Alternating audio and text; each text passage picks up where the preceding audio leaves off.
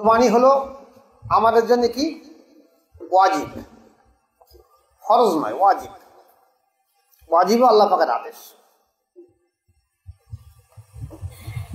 এখন যে পটভূমিতে কোরবানি আমাদের যে কোরবানি এসেছে, এই কোরবানি আদম আলাইহিস সালাম থেকে ছিল।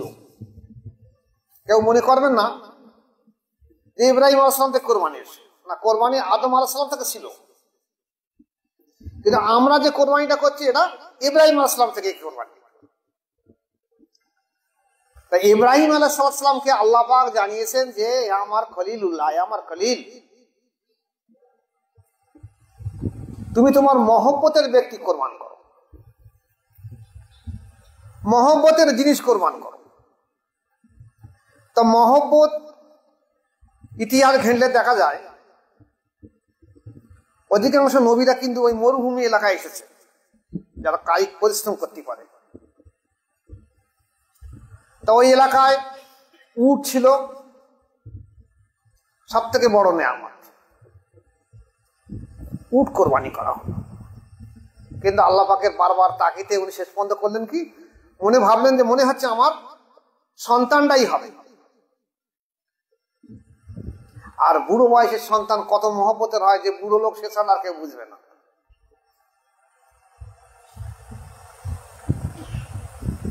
যে সন্তানকে একদিন উনি হাতে করে মক্কা শহরে রেখে দিয়ে এসছেন, আজকেকার মক্কা নয়, সেদিনকার মক্কা, কিছুই ছিল না।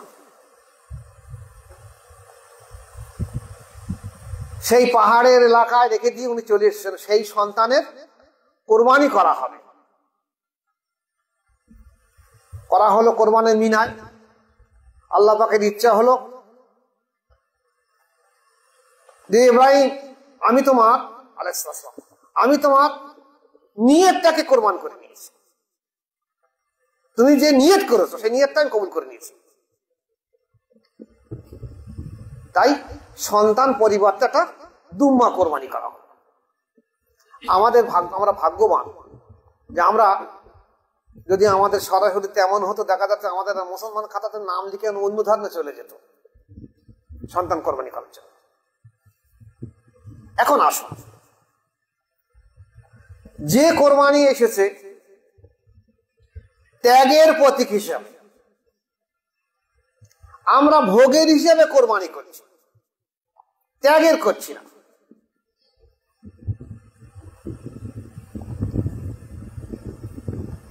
ভালো করে তাকিয়ে দেখবেন, গ্রামে গ্রামে মহল্লায় মহল্লায় কোরবানি নিলে প্রতিযোগিতায় আরম্ভ হয়ে গেছে।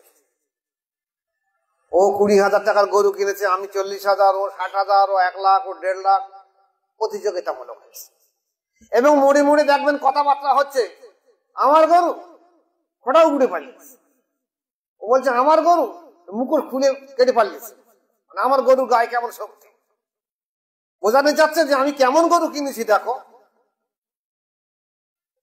আবার কাউকে কাউকে বলা হচ্ছে, একবার দেখে যাচ্ছে আমার গরুটা কেমন আমি এনেছি। এটা কি কোরবানি হয়েছে?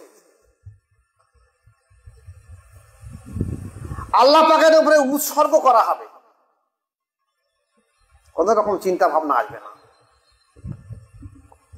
এরপরে আসুন আমার ব্যক্তিগত মতামত, যারা সাহেব নিসাব তারা তো কোরবানি করবেন, এছাড়া কোরবানি সবাই করতে পারবে। সাহেব নিসাবের জন্য ওয়াজিব, আর কোরবানি সবাই করতে পারে মুস্তাহাব, অসুবিধা কিছু নেই। তবে একটা মজার জিনিস হলো, কোরবানির এই গোশত নিয়ে যে প্রতিযোগিতা চলেছে এখন, এইটাকে নিয়ে একটা বড় প্রশ্ন দেখা দিয়েছে। কোরবানির এই গোশত কি অবশ্যই খেতে হবে না হবে না? আজ থেকে 50, 60 কি 100 বছর আগে আমাদের দেশে অনেক অন্য ধর্ম থেকে মানুষ এসে ইসলামের ভিতরে দাখিল হয়েছে, বা অনেকে তারা আসার পরে দেখা গেছে সেই সব ব্যক্তিরা তারা গরুর গোস্তের উপরে একটা অনীহা ভাব রয়েছে। তাই সেখানে সাধারণ গ্রাম্য মানুষ বলতো না তো কমসে কম কোরবানির দিন তো এক পিস গোস্ত খাওয়ানো, তুই মুসলমান বলে পরিচয় হবে কি করে। কিন্তু গোস্ত খাবার শর্ত নয়, কোরবানির রক্ত বিসমিল্লাহ আল্লাহু আকবার বলে কোরবানি রক্ত প্রবাহিত হওয়ার আগে আল্লাহ পাকের দরবারে কবুল হয়ে যায় কোরবানি। তাহলে কোরবানি যদি কবুল হয়ে গেল তাহলে আর গোস্তের লোক আমরা কামড়ে কি দরকার। এটা আমাদের এলাকা গরিব এলাকা, আপনি এই কোরবানির গোস্ত সব খেতে পারেন, সব দান করে দিতে পারেন, আবার কিছু নিয়ে সব দান করে দিতে পারেন, কিন্তু মুস্তাহাব বলা হয়েছে এক ভাগ নিজে খাওয়া, এক ভাগ আত্মীয় দেওয়া, এক ভাগ গরিব এতিম প্রতিবেশীকে দেওয়া, এটা হলো মুস্তাহাব। এখন এই মুস্তাহাবটা আমরা বেশি পালন করছি কেন? আমাদের এলাকা গরিব এলাকা, এই গরিব এলাকা বলে আমরা মুস্তাহাবটার দিকে তাকাচ্ছি, গরিবকে দান করে দেই কিছু এক ভাগ, আপনি এক ভাগ ছাড়া দুভাগে দিতে পারেন। কিন্তু মজার জিনিস হলো এই জায়গাটা, ঠিক এই জায়গাটা আমার বক্তব্য যে এই যে কোরবানির গোস্ত যে একজন ব্যক্তি কোরবানি করছে দান করে দিয়েছে, এক ভাগ লিল্লাহিতে এক জায়গায় মসজিদ হোক, মাদ্রাসায় হোক, খানকায় হোক, যে কোনো এক জায়গায় দান করে দিয়েছে, সেই গোস্তটা এখন বন্টন হয়ে সব বাড়ি বাড়ি বাড়ি বাড়ি চলে যাচ্ছে। এখন এই যারা কোরবানি করেছে দেখা যাচ্ছে অধিকাংশ মানুষ আহলে বায়াতের মধ্যে নয়, অধিকাংশ মানুষ আহলে বায়াতের মধ্যে নেই। আহলে বায়াত ছাড়া কেউ মুসলমান হবে না, ইমানদার হবে না। তাহলে সেই তাদের কোরবানির গোস্ত আমরা খাই কি করে, কি করে খাই? দ্বিতীয় হলো